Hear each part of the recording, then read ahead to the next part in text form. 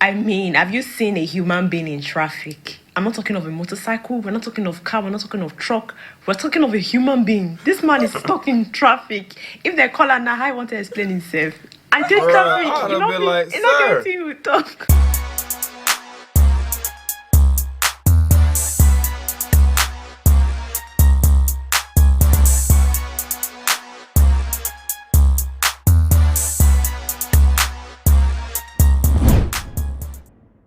What's good, y'all? It's the Demouchets REACT, and we're back with another video. Who we got today, C? Today we're back with another American reaction. Super excited about this video. If you're new to us and we're new to you, make sure you scroll down, hit that subscribe button, and turn on the post notification bell because we're on the road to 200K. And we cannot get there without you guys, alright? Join the family. Without further ado, let's get into the video. Well, let's begin. Firstly, Nigeria and Ghana as independence were ruled by different political parties that had different attitudes and styles. Ghana's Dr. Nkrumah was a strong advocate for the unity of African states, while Tafawa Balewa and Nnamdi Azikiwe of Nigeria were conservative political elites who viewed the unity of African states with great caution. The outspokenness of Ghana on issues bordering the welfare of African states attracted jealousy from Nigeria. In 1960, Maitama Sule, the then Nigerian Minister of Mines and Power, said, "The attitude of someone who thinks he's the messiah with a mission to lead Africa." Obviously, he was referring to Dr. Nkrumah of Ghana. We just like to fight. And then in 1965, Tafawa Balewa himself remarked that in size, population, and wealth, there is nothing in which Nigeria could ever envy Ghana.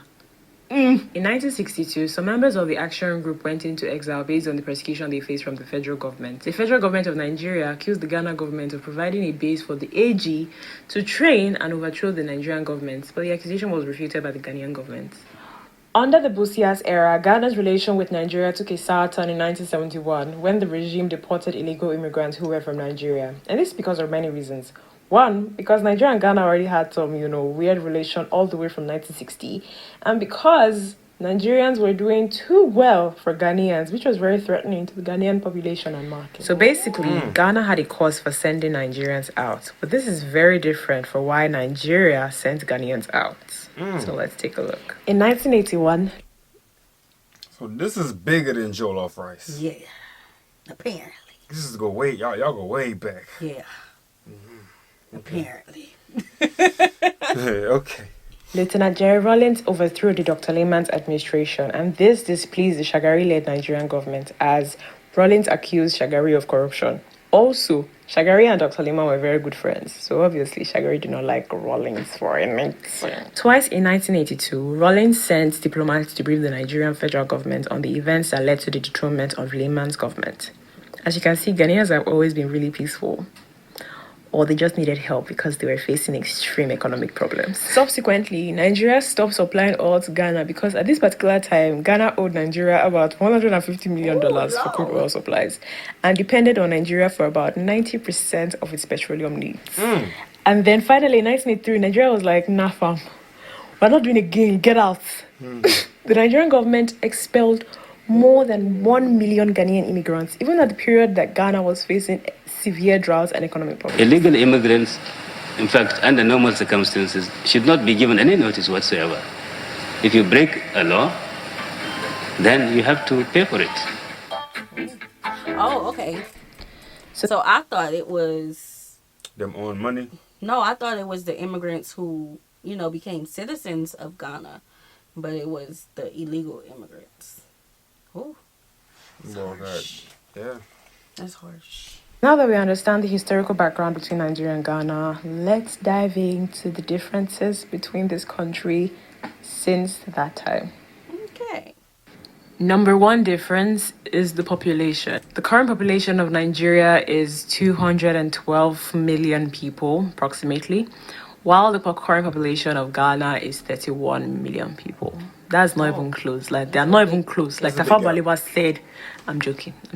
So let's just take a look at, Lagos and Accra. Lagos is the second most populous city in Africa with a population of 14.8 million as of 2015, while the population of Accra is 2 million approximately as of 2019. With the population of Lagos being this extreme, there are factors that make it very difference from Accra. Number one is the hustle culture. Nigeria is known for hustlers. You can be walking on the road and you randomly see people running. You might think, say, waiting there, put it there. Nothing is going on. That's how they walk. And this also has its bad effects, such as yao yao. Yeah, we're gonna do a little chocolate of this because she's gonna give us a little more insight of how, you know, Nigerians and Ghana be getting down. Yeah. She said that's how they walk.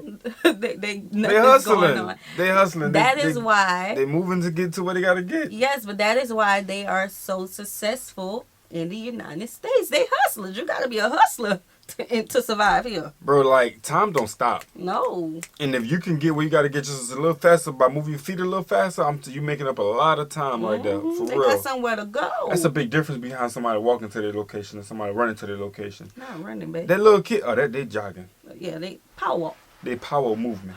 Power moving. Okay. That's like that little kid that you remember back in school. That one, everybody know that one child who ran the class. Oh, I'm about to say run to the cafeteria. Run to the cafeteria. Like, what is it? Naruto? The Naruto? Yeah. Nah, that's the new generation. Oh, okay. I don't think our generation was moving like that. No, baby, this was when I was in school, and I'm like, we in high school, Yeah, bro. you see. What is wrong with you? Yeah, see, I was about to say something about y'all football, but yeah. So y'all literally won one time. One.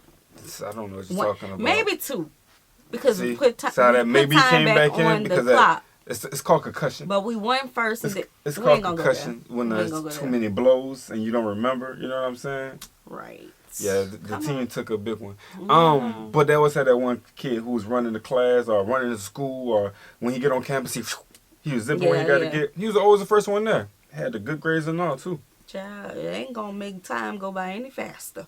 And then you had your Sierras, you know what I'm saying, who were just like they was just dragging. I was not lollygagging. I perfectly timed out how long it took me to get from one class to the next.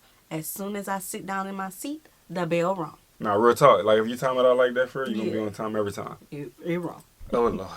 Ooh, and all these other things that Nigeria is known for. Basically, Nigerians need this slack. And this is very different from what I've seen in Ghana. Ghanaians don't hustle as hard as Nigerians do, even to the workers. Like, where I'm staying right now, I have been trying to get some carpenters and plumbers to work. But Ghanaians just take their damn time.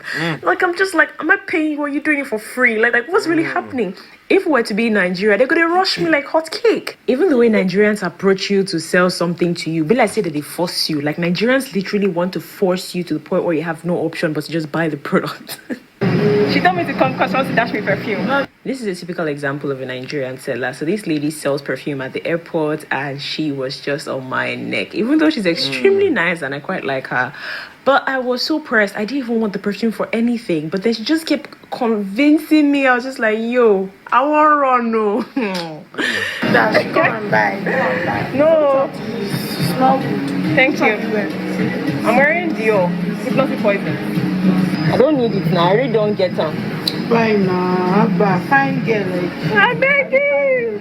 Now what? I beg like that. It's simple and classy. Oh, they used to come on money for festival. One of the other factors that population influences is competition. The competition in Lagos is ridiculous. If you find something, trust me, someone else has done it. Someone else is thinking about doing it. Someone else already produced it. Wait a minute. Like the options. Wait a minute. Am I thinking of the right region? I believe so.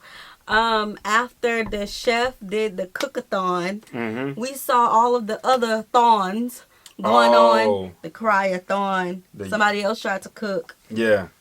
I was about to do the yarnathon. It was a lot. It was going down. I was like, hold up, what, is it real? I don't know. I was like, it was a lot. Funny, bro. I was swiping and it just kept going on and on. They was creating categories. Yes, competition is high, I see. But they said she could do it, I could do it. I like that spirit. It is motivational to see somebody do something and you be like, you know, I had an idea. She did it first though. But I'm gonna see if I can, I see that. Limitless. There are so many international brands that have created their hubs in Nigeria for various reasons, but I'm sure one of them is definitely the population of Nigeria, because they're never going to run out of demand. There is going to be somebody somewhere that would need their products. I haven't yet to find a proper financial service like Prosper, Cowrywise, Piggyvest here in Ghana, or even my favorite coconut oil, which I usually get when I'm in Nigeria. I am just settling for Ghanaian made coconut oil, which I hate hate the smell. I'm yet to find skippy in Ghana. Obviously, you can get the product if you search for it really well. But the point, Ghanaian made coconut oil, which I hate the smell. I'm yet to find skippy in Ghana. Obviously, you can get the product if you search for it really well. But the point is, there are just not enough options like there are in Nigeria. Okay. And shockingly, there's Burger King here, but there's no Burger King in Nigeria. So that's weird. But it's just really nice. That's one of the reasons why I really like Ghana. Burger King. I mean, this is not to brag, but Nigeria is the home for entertainment. We know what it is. Y'all about to probably start. Do not get on here and say she's biased, because I can't even decide where she's from. She's like, I like this in Ghana, but I like this in Nigeria. I don't know. So I like on, this level. It's balanced. It is. That's what I'm saying. She's putting on. She has likings for both spots. Yeah, so don't come on here talking about, oh, she's biased. Don't do that. The competition. We have musicians coming out from nowhere every single day. It's huge. It's ridiculous. We have stars that have grown so internationally that we don't even know if they are still Nigerian anymore. Even the social media influencers and movie stars, they just have a bigger outreach, you know, crazier group of fans that are willing to do anything. I mean, let's just take a look at Big Brother. It is just crazy. I know it's entertaining, but then again, the rate at which Africans carry the show on their head, not just Nigeria, I'm talking Tanzanians, Kenyans, Ghanaians, Nigerians. Big Brother Nigeria is getting to a point where I'm even getting sick of the fan base. It's ridiculous. Like, the rate at which they carry these people on their head, you would think it's not just to go and sit in that house that they went to do. You would think they went to fight mission on behalf of Nigeria, and we're just so proud. Like, they just went to sit in the house and eat. No. They got coming out. Okay.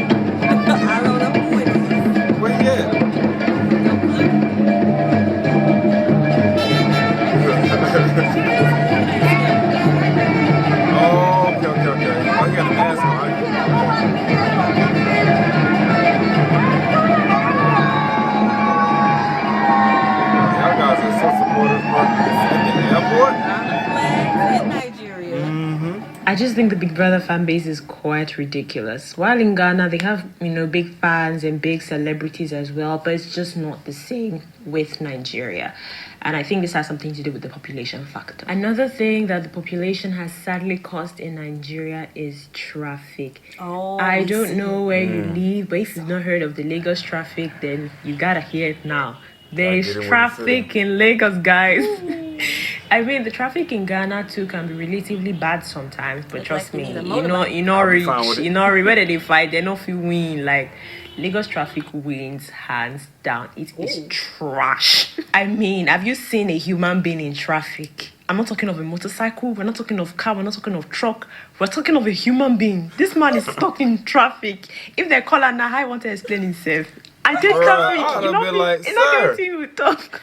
Number 2 is the general demeanor. If you've ever been to Ghana, then you know that Ghanaians are nice. Like, the first thing I realized when I got here was, wow, Ghanaians are really nice. Like, it's not like Nigerians are not nice, but trust me, the ratio, not be here. I have walked around in Nigeria countless times. I mean, I stayed in Nigeria my entire life, and people just don't help you for no reason. Why? Who are you? What if you are a spirit? What if you can fly? What if you can turn me to a yam? Like, nobody just helps anybody. But Ghanaians, for some reason, are really nice. Even though my boyfriend kept saying at that time that, oh, Ghanaians are not the nicest, some Ghanaians are bad. I'm like, see, bro, they compare. You can't compare it to the way Nigerians just get you for mind. They don't know you, but they get you for mind. Like everywhere I have been, I've been to Kenya. One of the things I heard about Nigerians when I was in Kenya is, oh, Nigerians are so proud. Nigerians are so proud. Oh, every time a Nigerian comes here, they're always acting like they are just, very different and very special. And it's so true. We carry shoulder up, even if we did Yankee, we just feel like, no, I'm not your mates. we are really, really proud. It's a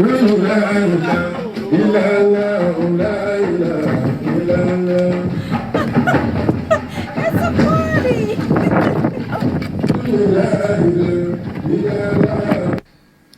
One factor that is highly affected by the general demeanor is security and building.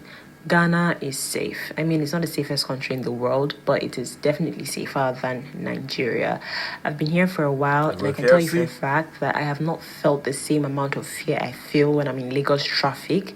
Because in Lagos traffic, if you just break the window and collect your phone, if I even hit you on the head, because why not? And even in the way they build their houses in Ghana, you can tell that these people, they don't fear, because their walls are very low, their gates are see-through, very low. So you can tell that these people don't have a history of notorious killers and kidnappers, and it's not as bad as Nigeria, because in Nigeria, the walls are extremely high. You can tell that the crime rate in Nigeria is ridiculous, because people are very protective of their buildings, their cars, just whatever they can do, put broken bottles on their walls, whatever it is, just to protect themselves from their neighbors. I've personally been robbed before on the road in traffic in Lagos, and I was almost kidnapped by a cab driver. So I can tell you that anytime I get an opportunity to leave Lagos, I run. All right. It was her saying that the traffic, I mean, like a standstill traffic for too long is always just odd. You know what I'm saying? You want to keep it moving on wheels. And then the location that she's talking about said that it could be dangerous where people can break your windows and stuff. And like, you don't really think that's a thing that could happen.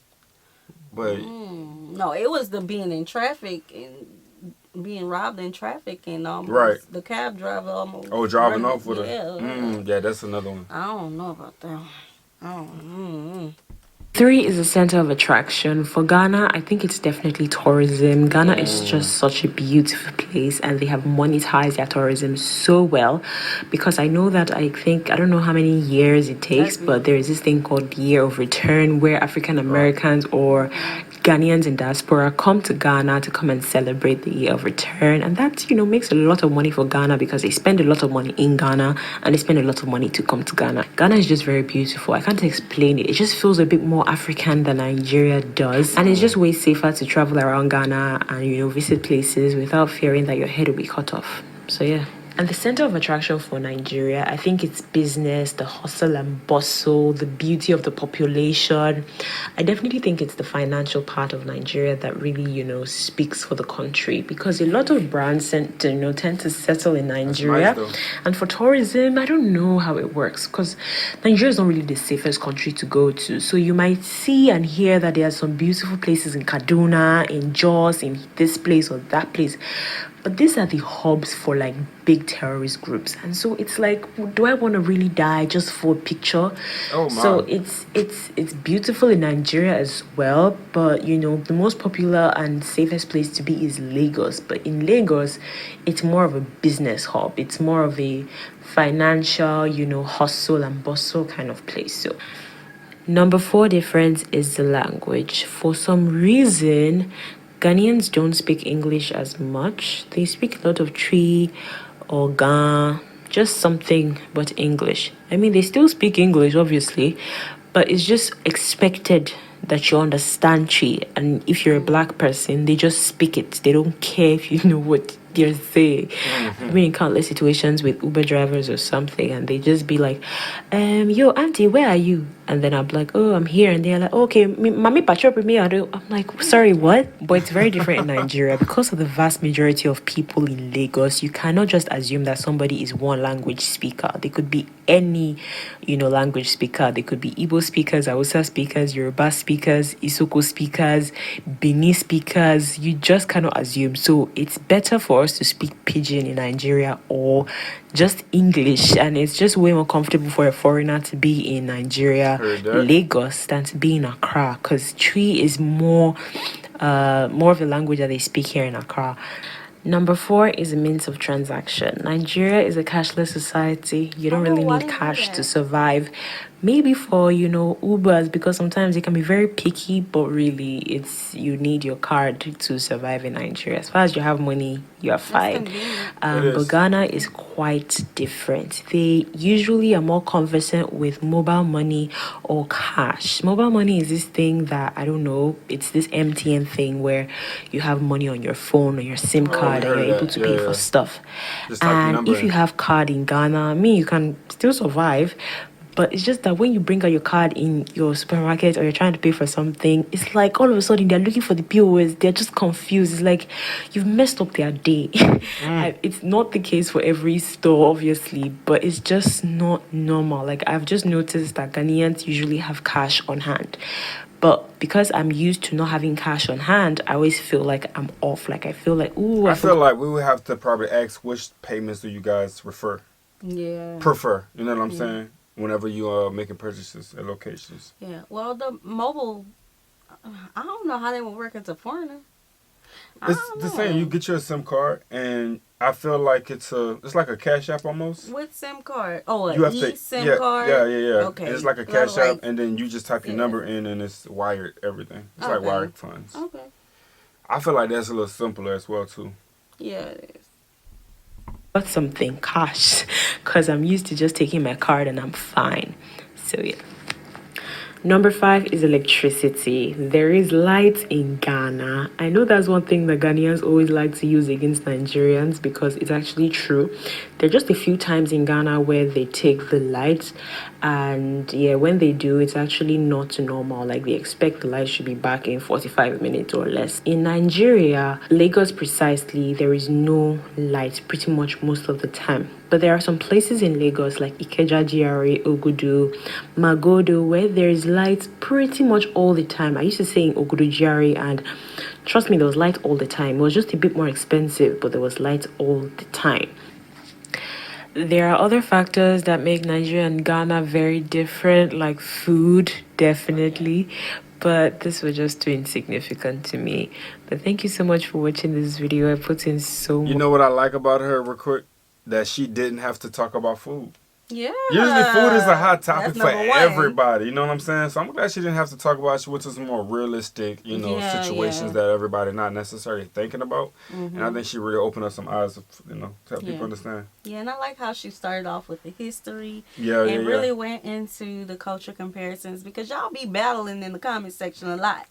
But y'all have told us that it's a friendly relationship. Yeah, definitely. Yeah, competition. Let's keep it like that too. Yes. 'Cause, Well, thank you guys so much for sending this in. We have a greater understanding of y'all relationship. We hope you guys enjoy this video with us. Like this video, subscribe, turn on the post notification bell. We have enabled our super thanks if you like to support the channel that way, as well as our reaction request form is in our description box below. We'll see you soon. Peace.